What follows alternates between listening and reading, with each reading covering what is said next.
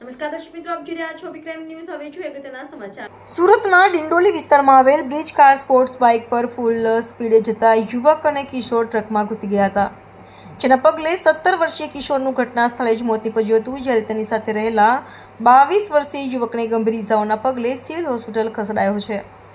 અત્રે ઉલ્લેખનીય છે કે મૃતક કિશોર ઘરેથી કંઈક કહ્યા વિના જ પાડોશમાં રહેતા મિત્ર સાથે બાઇક પર નીકળી ગયો હતો અને રસ્તામાં જ તેનો કાળ આંબી ગયો હતો. કિશોરે હાલમાં જ ધોરણ 10ની પરીક્ષા પૂર્ણ કરી હતી.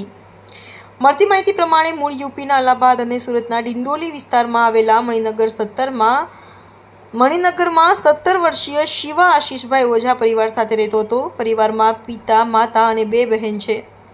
આશીષભાઈ કાપડની દુકાનમાં મજૂરી કામ કરીને પરિવારનું ગુજરાન ચલાવી રહ્યા છે.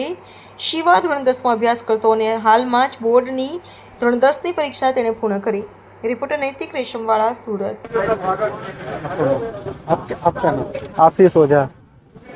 क्या हुआ था और कैसे घटना बनी, क्या बताया? सर बताया नहीं, ये बोला कि एक्सीडेंट हुआ था. मेरी वाइफ, मेरी लड़की पहले गई क्योंकि वो लोग तुरंत भागा. मैं बाद में कपड़ा पहन के ताला जब वहाँ पहुँचा तो गाड़ी वहाँ पे खड़ी थी, ट्रक बाइक भी खड़ी थी. मेरे लड़के को यहाँ लेके चले आए थे. मेरे को वहाँ 7 लोग थे, बोले कि आप भैया सिविल चले जाओ. आपके बेटे का नाम क्या है और घर से क्या कह के निकला था? शिवा ओझा नाम है लड़के का. घर से उम्र है उसकी? 17 साल 2 महीना. क्या कह के घर से निकला था और किसके साथ गया था? मैं तो सर लेट आया था ड्यूटी घर पे. उसकी मम्मी से पूछा तो बोला गया सीट भरने, बस.